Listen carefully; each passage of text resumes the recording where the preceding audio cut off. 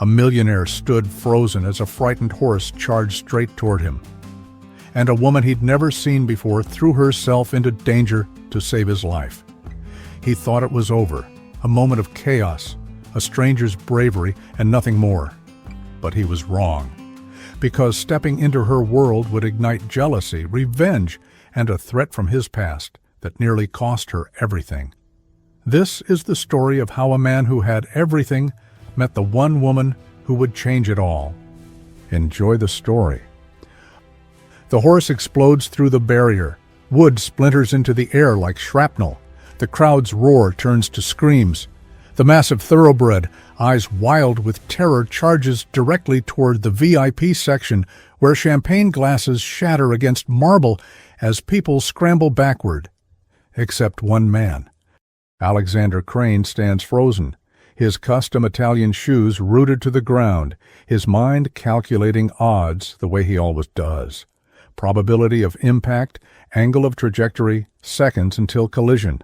3, maybe 2. Then she appears. A blur of motion, denim, and determination. She hits him like a linebacker, arms wrapping around his torso as they both crash to the ground. The horse thunders past. So close, Alexander feels the heat radiating from its body, smells the sweat and fear.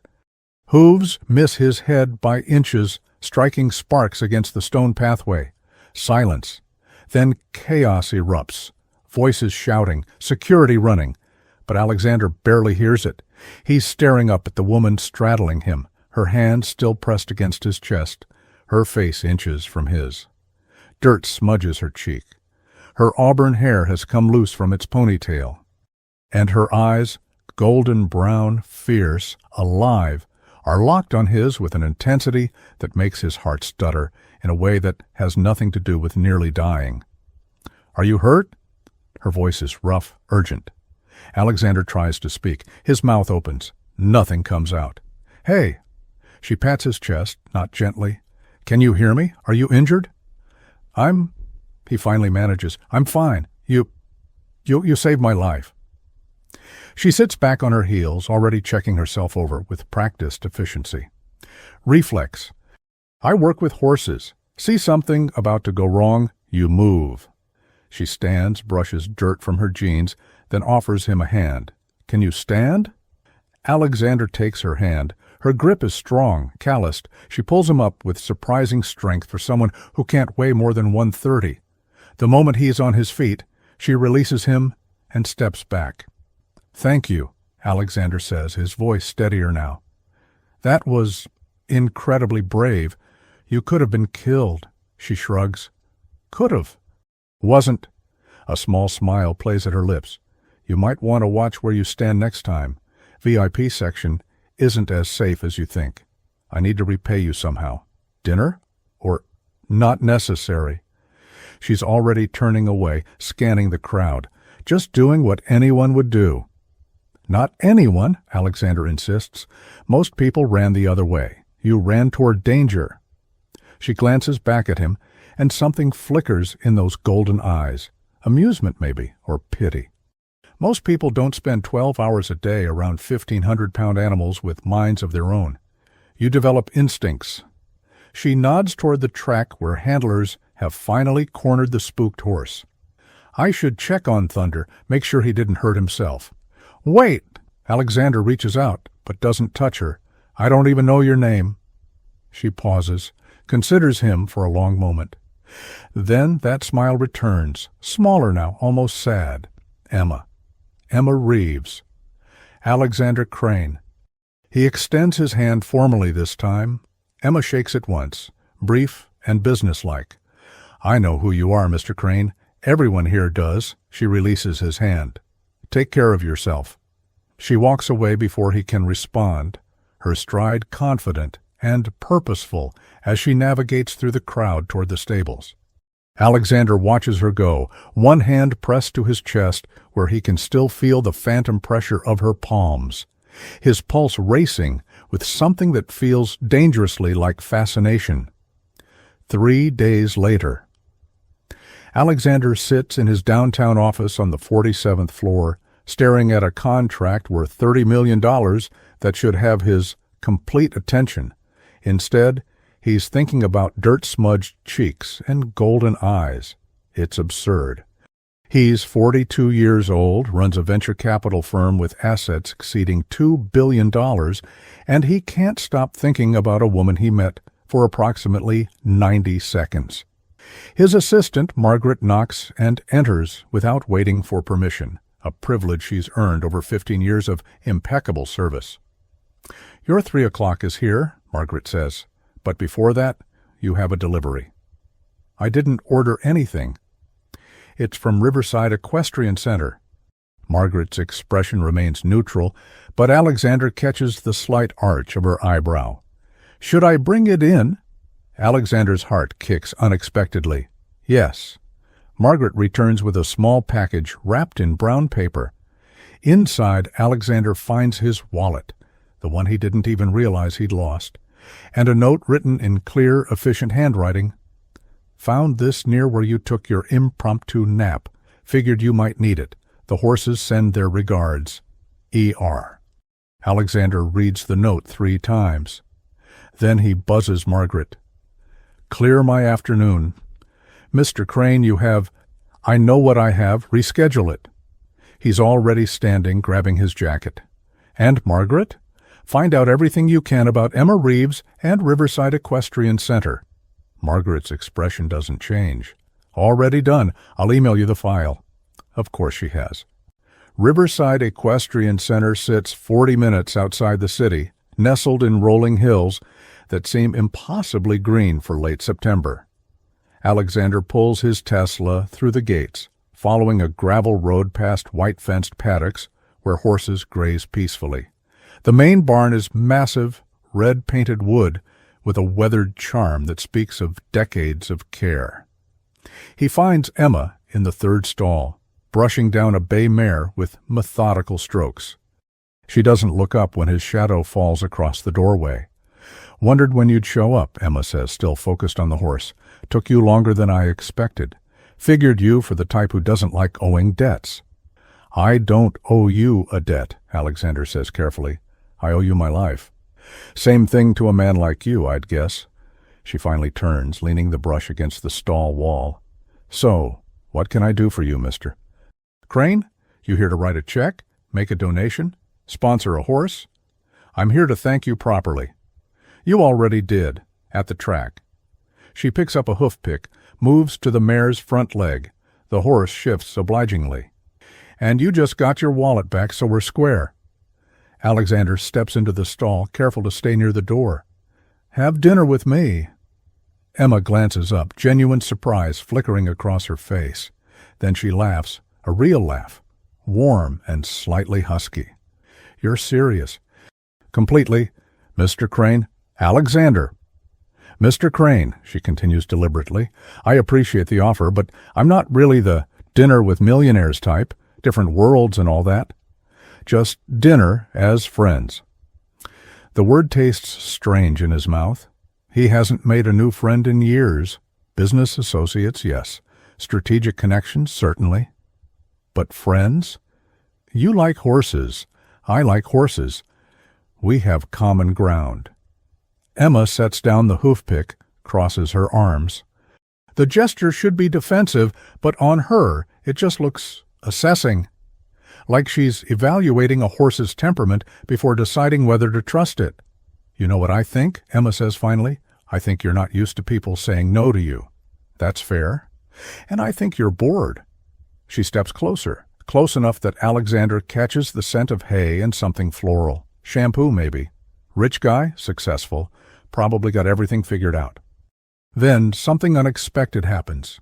Gets your adrenaline going, and now you're chasing that feeling. "You're wrong." Alexander holds her gaze. "I'm chasing the person who gave me that feeling." For a moment, something vulnerable flashes in Emma's eyes. Then it's gone, replaced by that familiar armor of humor. "That's a good line," she admits. "But I've heard good lines before, Alexander. They don't usually lead anywhere worth going." "Then don't go anywhere." Alexander surprises himself with the earnestness in his voice. "Just Have dinner. One dinner. If you hate it, I'll leave you alone. Emma studies him for a long moment. The mare nickers softly, bumping Emma's shoulder with her nose. Emma absently strokes the horse's neck. One dinner, she says finally. But we're going somewhere normal. No five-star restaurants, no private clubs. Somewhere regular people eat. Deal. And Alexander? Emma's smile turned slightly wicked. You're wearing jeans. The diner Emma chooses is a 50-year-old institution called Murphy's, with cracked vinyl booths and a menu laminated so many times it's practically bulletproof. Alexander, true to his word, wears jeans, expensive ones, but jeans nonetheless, and a simple black sweater. He feels oddly exposed without his usual armor of tailored suits. Emma arrives 5 minutes late, her hair still damp from a shower, wearing a green flannel shirt over a white tank top. She slides into the booth across from him with the same confident ease she shows around horses. So, she says, picking up a menu she clearly doesn't need to read, tell me why a venture capitalist wants to be friends with a stable manager. You saved my life. We covered that. She flags down a waitress, orders coffee without looking at the woman. There's more to it. Alexander considers lying, offering something polite and surface level. But something about Emma's direct gaze makes him want to tell the truth. You didn't want anything from me, he says quietly. When you walked away at the track, you just walked away. No networking attempt, no hint for a favor, no phone number. You saved my life and expected nothing in return. Most people would call that basic human decency. Most people in my world would call it a wasted opportunity. Alexander accepts his own coffee from the waitress with a murmured thanks. It was refreshing. Emma laughs, but it's gentler this time. Your world sounds exhausting. It is. They order. Emma gets a burger. Alexander opts for the meatloaf special. And somehow, conversation flows easier than it should. Emma tells him about growing up on her grandfather's ranch in Montana, learning to ride before she could properly walk. How she came east for college, studying veterinary medicine before realizing she preferred training horses to treating them. How she's been at Riverside for 5 years now, working toward buying the place from the retiring owner. Alexander finds himself talking about things he rarely discusses, his childhood in boarding schools, parents who loved him but were perpetually absent, the pressure of building something meaningful rather than just profitable, the loneliness of success. You ever just want to walk away from it all? Emma asks, stealing a fry from his plate with zero shame. Sometimes, Alexander admits. But then I think, walk away to what? To something real? Emma gestures around the diner. This is real. Horses are real. Getting your hands dirty, actually creating something tangible, that's real. And what I do isn't. I didn't say that. She meets his eyes. But moving money around, making investments, watching numbers grow. Does it make you happy, Alexander? No one has asked him that question in years, maybe ever. It made me successful, he says finally. That's not an answer. No, Alexander agrees. It's not. The conversation shifts to lighter topics. Favorite movies, worst first dates, the most stubborn horse either has encountered. Emma's stories are vivid and funny, full of personality. Alexander realizes he's laughing more than he has in months, maybe years. When the check comes, they argue about it. Emma insists on splitting it. Alexander argues that he invited her. They compromise. Emma pays this time. Alexander gets the next one. So there's going to be a next time? Alexander asks as they walk to their cars.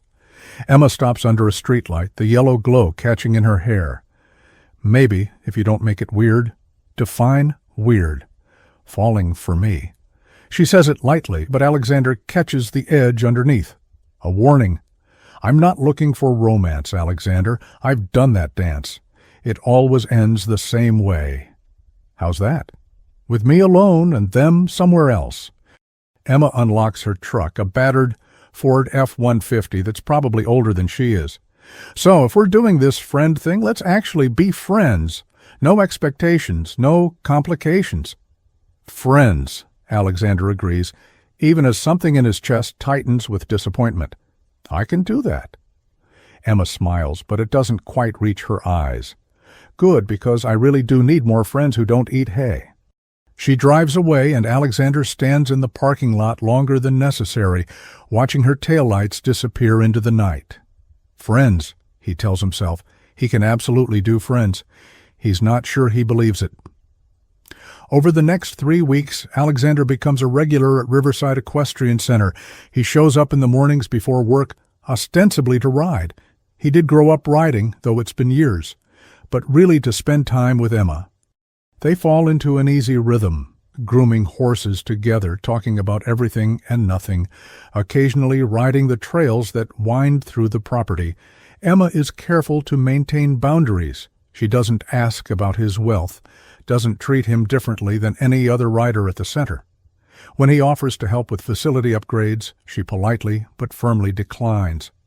When he mentions a charity gala and suggests she come as his guest, she laughs and changes the subject. But Alexander notices things, the way Emma's face lights up when a nervous horse finally trusts her, how she hums under her breath when she thinks no one's listening, the fierce protectiveness she shows toward the animals in her care, the vulnerability she quickly masks whenever their conversations drift toward personal territory. He also notices how her smiles come easier now when he arrives, how she saves him the gentlest horses, even though he's perfectly capable of handling more spirited ones, how sometimes, when they're sitting on the fence watching sunset paint the sky orange and gold, she leans just slightly in his direction. Small things. But Alexander has built an empire on recognizing patterns. One Thursday afternoon, Emma's boss, Richard Riverside, the center's owner, introduces Alexander to the facility's financial realities during a casual conversation. The place is struggling. Operating costs have soared. Competition from newer facilities has drawn away clients. And Richard's health isn't what it used to be. He's ready to retire, but finding a buyer who will maintain the center's character rather than turning it into luxury condos has proven impossible.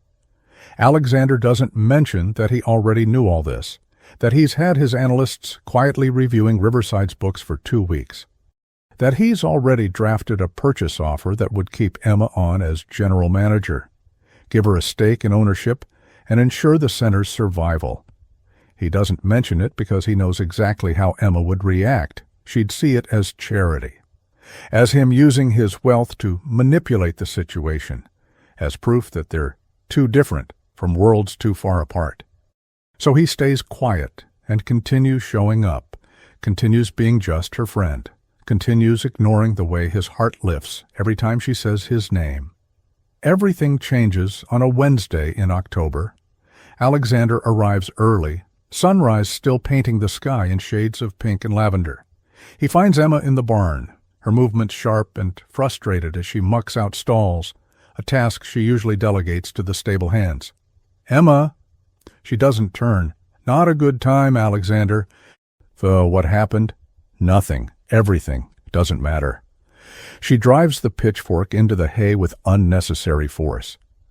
Richard got an offer on the property. A developer from the city wants to tear down the barns, build luxury townhomes. Alexander's stomach drops. When? Meetings next week. He's seriously considering it. Emma finally faces him, and Alexander sees tears tracking through the dust on her cheeks. "This place is my entire life, Alexander. These horses, this barn, I've put everything into it. And it's all going to be bulldozed so some developer can build overpriced boxes for people who'll complain about horse smell." Without thinking, Alexander crosses to her, pulls her into his arms. Emma stiffens, then melts against him, her face pressed to his shoulder. She doesn't sob, Emma's too controlled for that, but he feels her shoulders shake, feels the dampness soaking through his shirt. "I'm sorry," she whispers. "I shouldn't. We're supposed to be friends." "Friends comfort each other," Alexander says quietly, stroking her hair. "That's what friends do. They stand like that for a long time, surrounded by the soft sounds of horses stirring in their stalls. Alexander's mind races, calculating possibilities, running scenarios. He could make an offer. Today. Right now. Save the center. Save Emma's dream. But it would ruin this. Whatever this fragile thing is between them, it would destroy it.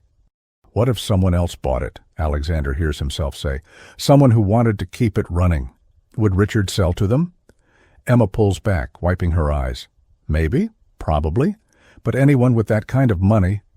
She looks at him, really looks at him, and Alexander sees the moment she understands. No. Emma. No.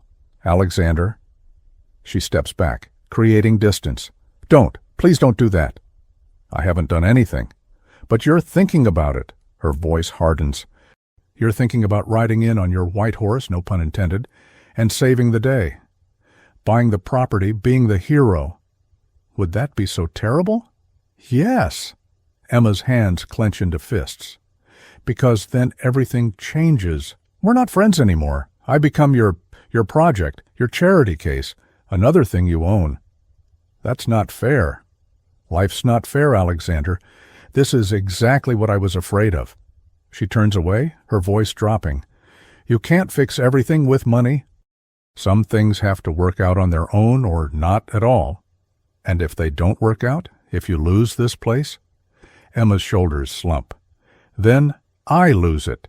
But at least I did it myself. At least it was real. Alexander wants to argue, wants to make her understand that accepting help isn't weakness. That sometimes the smart thing is to let people who care about you make things better. But he hears the finality in her voice, sees the walls going up. I should go, he says quietly. Let you work. Yeah, Emma doesn't turn around. That's probably best. Alexander walks to his car, every step feeling like surrender. He sits in the driver's seat for 10 minutes, phone in hand, contract ready. One call. That's all it would take. He doesn't make the call. 2 weeks pass with no contact. Alexander throws himself into work, takes meetings he'd normally delegate, stays at the office until midnight, reviewing acquisition proposals that blur together into meaningless numbers. Nothing fills the strange emptiness that's taken up residence in his chest.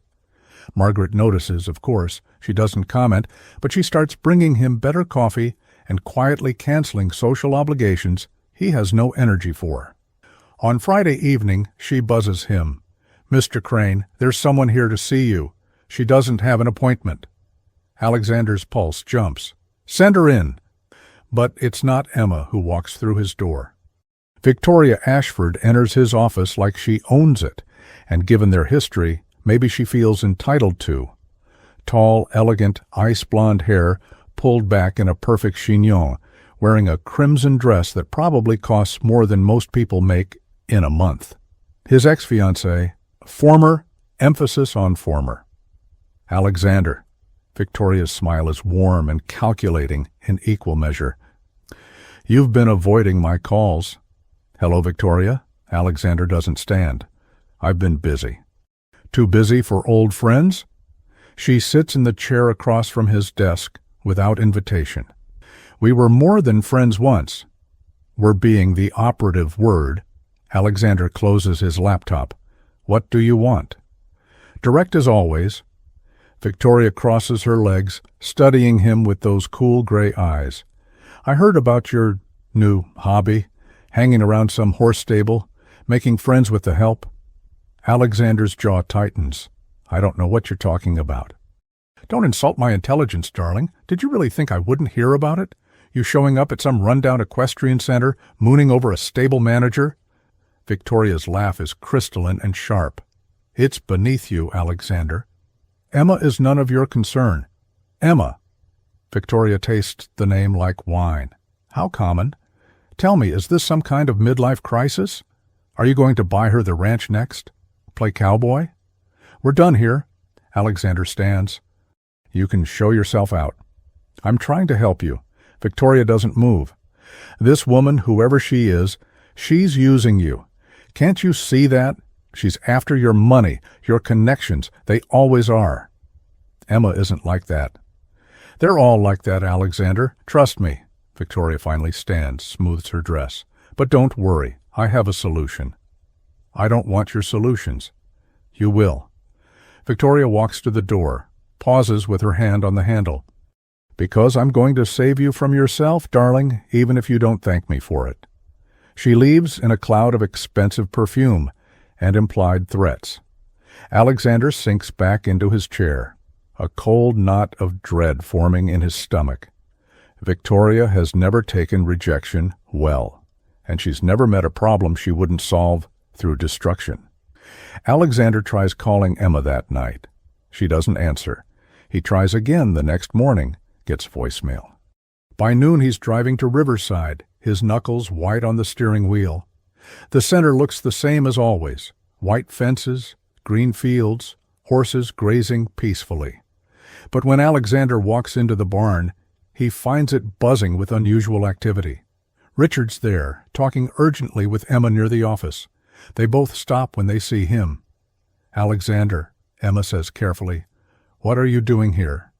I need to talk to you. Emma's a bit busy, Richard says, his normally friendly tone edged with something cold. We're dealing with a situation. What situation? Emma exchanges a look with Richard, then sighs. Someone filed a complaint with the county. Multiple violations, safety issues, zoning problems, improper licensing. It's all nonsense, but we have to respond. There's an inspection next week. Alexander's blood runs cold. Victoria. Who? Victoria Ashford, my ex-fiancée. Alexander pulls out his phone, already dialing his lawyer. She threatened me yesterday, said she'd save me from myself. This is her. I know it is. Emma's face hardens. Your ex is doing this? Because of you? Because of us. Alexander's lawyer picks up. Marcus, I need you to look into something. County complaints filed against Riverside Equestrian Center. He rattles off details while Emma and Richard stare at him. When he hangs up, Emma's expression is unreadable. So your ex-girlfriend is trying to shut down my business, she says quietly, because you and I are friends. I'll fix this. You'll fix this. Emma's voice rises. Do you hear yourself, Alexander? This is exactly what I was talking about. Your world crashing into mine, causing problems I can't solve on my own. You shouldn't have to solve it on your own. But I do, because this is my life, my business, my responsibility.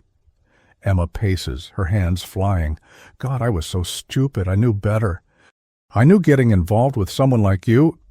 We're not involved. We're friends. You made that very clear. And apparently that's enough to make me a target. Emma stops, closing her eyes. When she opens them, Alexander sees something that hurts worse than anger. Resignation. You should go, Alexander. Emma, please. She sounds exhausted. I need to figure out how to deal with this. Alone. The way I should have been dealing with everything from the start. Richard clears his throat. Son, maybe it's best if you give Emma some space. Alexander looks between them, his chest tight. I'm going to handle Victoria. I promise you, Emma. I will make this right. That's what I'm afraid of, Emma says softly. You fixing things, making them right, taking control. She meets his eyes. Go home, Alexander, back to your world. Let me handle mine.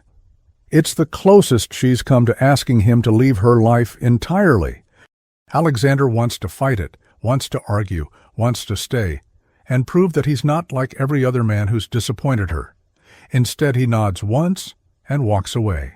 Because sometimes, respecting someone means respecting their boundaries, even when it kills you. Alexander's confrontation with Victoria happens at her penthouse apartment overlooking the city. She lets him in with a knowing smile, offers him scotch he doesn't touch. You look terrible, darling, Victoria says, settling onto her white leather sofa. That woman's done a number on you. Call off your attack on Riverside, Alexander says without preamble. Whatever complaints you filed, whatever inspections you triggered, end it. I don't know what you're talking about. Don't play games, Victoria. You made your point. You wanted to hurt Emma to get to me. Congratulations. It worked. Now, stop.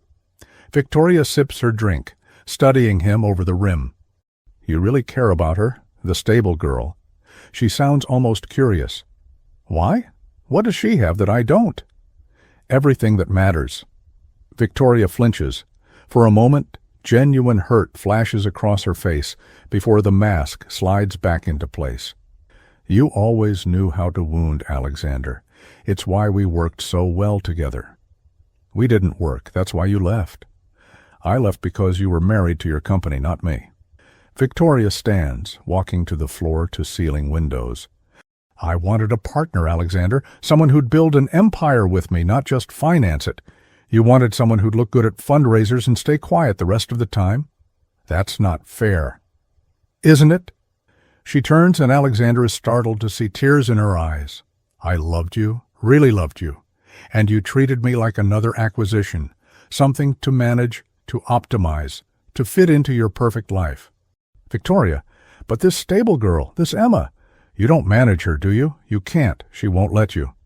Victoria wipes her eyes carefully, preserving her makeup. So you're fascinated, obsessed, chasing something you can't control. It's not like that. Then what is it like? Victoria challenges. Tell me, Alexander, what makes her so special? Alexander thinks about Emma's laugh, her strength, the way she sees him, really sees him, not his money or power or potential usefulness. The way she challenges him, pushes back, refuses to be impressed by things that impress everyone else. She makes me want to be better, he says quietly. Not more successful, not richer, just better, a better person. Victoria's face crumples. She turns back to the window. Then you should know. I didn't file those complaints. What? I said terrible things yesterday. I wanted to hurt you the way you hurt me, but I didn't actually do anything. Victoria's voice is barely audible.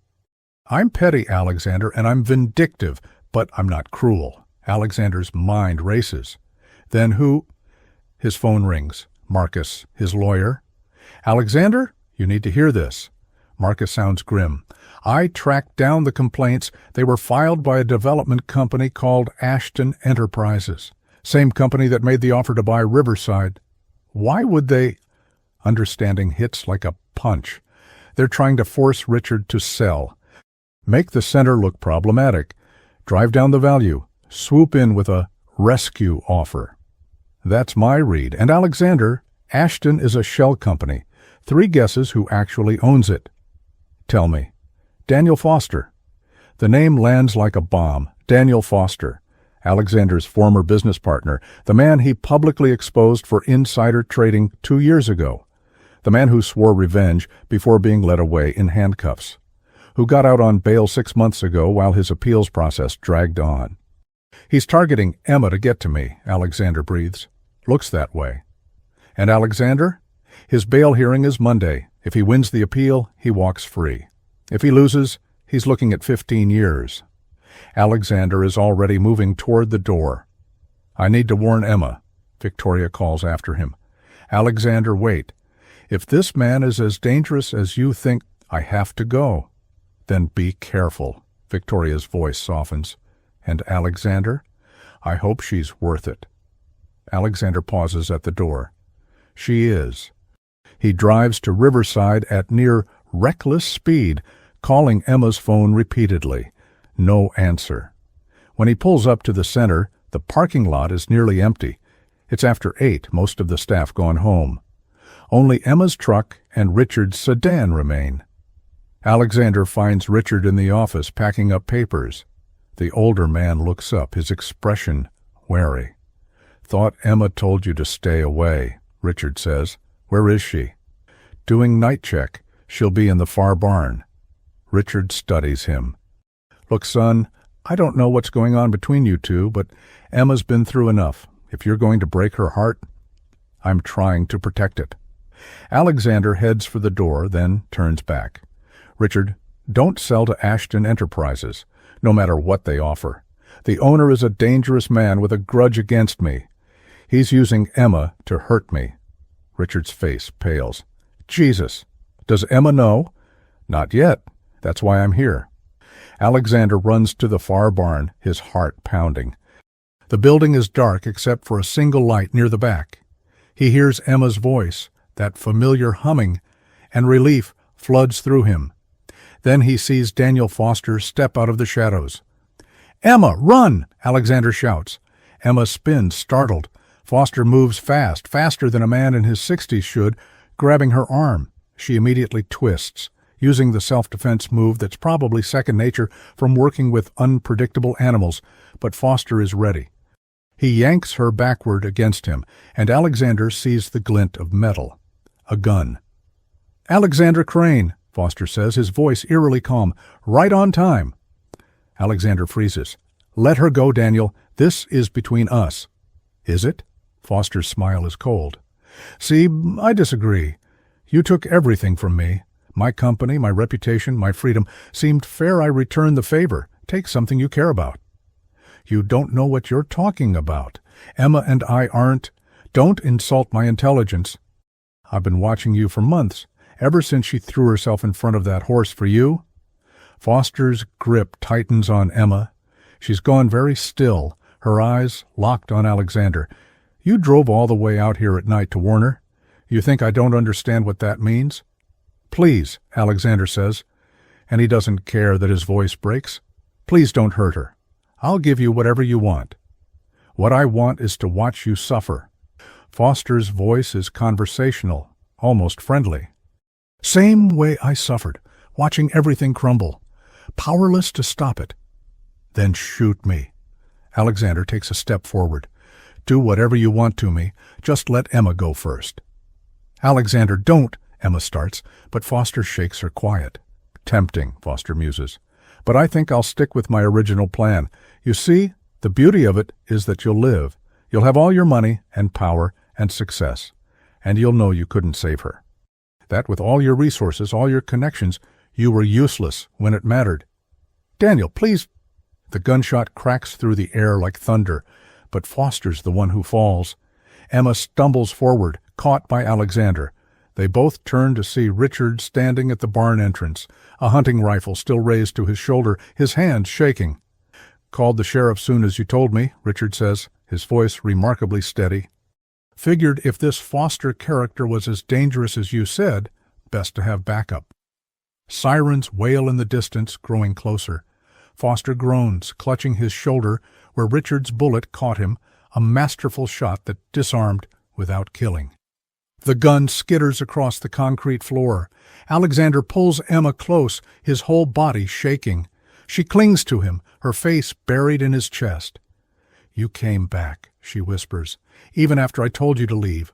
"Of course I came back." Alexander's arms tighten around her. "Emma, Police flood into the barn. There's chaos. EMTs checking Foster, officers taking statements, cameras flashing. Through it all, Alexander doesn't let go of Emma, and she doesn't pull away. Hours later, after statements have been given, and Foster has been carted away in handcuffs, his bail immediately revoked, Alexander and Emma sit on the fence behind the barn, watching dawn break over the fields. "I'm sorry," Emma says quietly, "for pushing you away, for thinking I could handle everything alone. You were right to be cautious." Alexander's voice is rough with exhaustion. "Look what happened. I brought danger into your life." "No, Foster did that, not you." Emma turns to face him. "Alexander, you risked your life tonight." "For me?" "Of course I did. Emma, He stops, unsure how to continue. Emma saves him. "I know. I've known for a while, actually." She reaches out, takes his hand.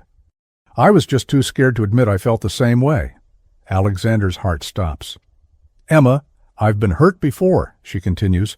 "Lost people I cared about, built walls to keep it from happening again. But you," she smiles, tears shining in her eyes, "you climbed right over those walls like they weren't even there." "I didn't mean to." "I'm glad you did." Emma squeezes his hand. "I'm glad you're stubborn and persistent and refuse to give up. I'm glad you came back tonight even though I told you not to. I'm glad—" Alexander kisses her. It's gentle, careful, asking permission even as he takes it. Emma freezes for a heartbeat, then melts into him, her hands coming up to frame his face. The kiss deepens, becomes something more, a promise, a beginning, a yes to questions neither of them dared ask. When they finally break apart, both breathing hard, Emma laughs. "Took you long enough," she says. "I was trying to respect your boundaries." My boundaries were stupid." Emma kisses him again, softer this time. "Thank you for respecting them anyway, and thank you for coming back when it mattered." "Always," Alexander promises. "I'll always come back." They sit in comfortable silence, hands intertwined, watching the sun paint the sky gold and amber. In the distance, horses whinny, starting their day. The world, which had felt impossibly dangerous just hours ago, seems peaceful again. "So what happens now?" Emma asks. "Now," Alexander considers, "now I make you a business proposition?" Emma groans. "Alexander!" "Hear me out." He turns to face her properly. "I want to invest in Riverside. Not buy it, invest in it. Richard wants to retire. You want to run this place. I want to make sure you can. Equal partners, shared decision-making, your vision leading the way." "And what do you get out of it?" "A reason to be here." Alexander's smile is soft. "A chance to learn from someone who actually knows what she's doing, a partner who will tell me when I'm being an idiot."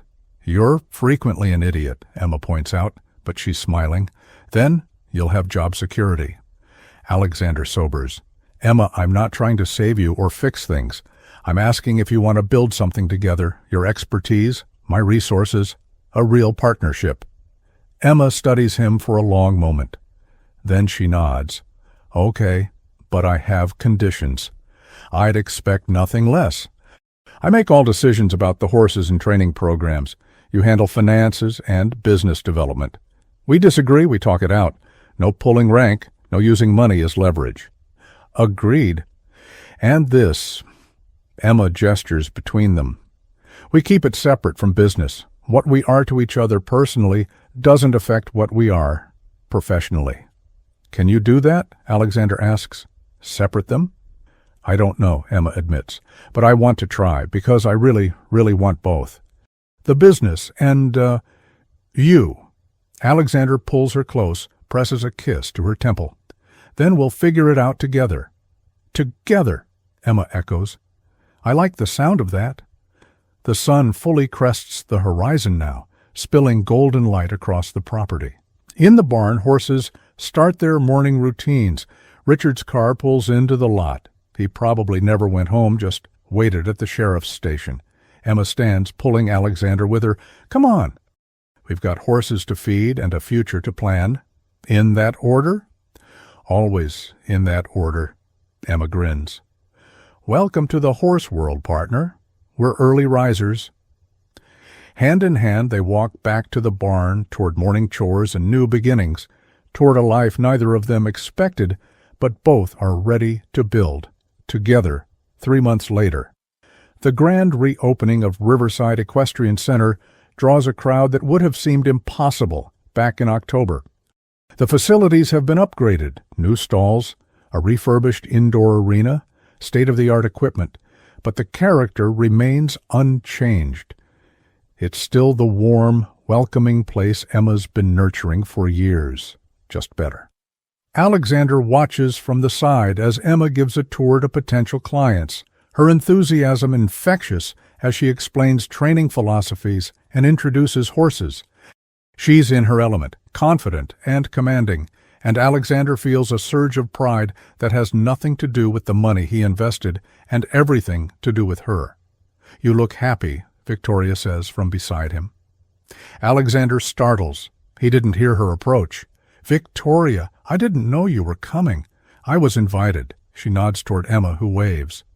"Your partner sent me a personal note. Very gracious, all things considered." That's Emma. Victoria watches Emma for a moment. "She's good for you. I can see it." "I'd like to think I'm good for her, too." "You are." Victoria's smile is genuine, if wistful. "You're different, Alexander. Lighter. More present." "It's nice to see." They stand in companionable silence, watching the festivities. Then Victoria turns to go. "Victoria?" Alexander calls. She pauses. "Thank you for not being the villain I thought you were." I thought about it, she admits. But then I realized revenge doesn't undo the hurt. It just creates more. She glances at Emma again. Take care of her, and let her take care of you. I will. Victoria leaves, and Emma makes her way to Alexander's side. Was that your ex? She asks. It was. She came to wish us well. That's big of her. Emma leans into him. You doing okay? I know events like this aren't your favorite. I'm exactly where I want to be. Alexander wraps an arm around her waist. How about you? Happy with everything? Beyond happy. Emma looks around the bustling center, at the horses and people and energy. 6 months ago, I thought I was going to lose all this. Now. She turns to Alexander, her eyes soft. Now I have the center, a future, and somehow I have you too. It's almost too much good at once. Get used to it, Alexander says, kissing her forehead. I plan on making sure you stay this happy. That's a tall order. Lucky I'm up for challenges. Emma laughs, that warm, genuine sound that Alexander will never tire of hearing. Richard calls her name, something about the ribbon-cutting ceremony starting soon, and she squeezes Alexander's hand before heading off. Alexander watches her go, surrounded by her horses and her community, and the life she's built through sheer determination and love. He thinks about the man he was 6 months ago. Successful but empty, wealthy but lonely, powerful but disconnected from anything real. A horse nearly killed him. A woman saved him. And in doing so, she saved him in ways that had nothing to do with physical danger and everything to do with remembering how to actually live. His phone buzzes. A message from Emma. Stop being sentimental and get over here. They won't start without you. Alexander smiles and makes his way through the crowd, toward Emma, toward partnership, toward a life that's messy and complicated and absolutely perfect, toward home. Thank you so much for watching this story unfold. If it moved you, made you think, or simply entertained you for a while, I'd be incredibly grateful if you'd subscribe to the channel. Your support means everything and keeps these stories coming. And now, the moment of truth. How would you rate this story on a scale of 0 to 10? Drop your rating in the comments below. Did Alexander and Emma's journey resonate with you? Did the twists keep you engaged? I genuinely want to know what you thought. Remember, every subscription and every comment helps us create more original, emotional stories that hopefully touch your heart the way this one was meant to. If you haven't watched our previous video yet, the one called The Millionaire Lawyer Never Expected Her to Say This in Public, because it tells another story where one moment of courage changed 2 lives forever. You'll find the link on the screen now. Watch it next and enjoy the story. Stay inspired, stay hopeful, and remember, sometimes the bravest thing you can do is let someone in.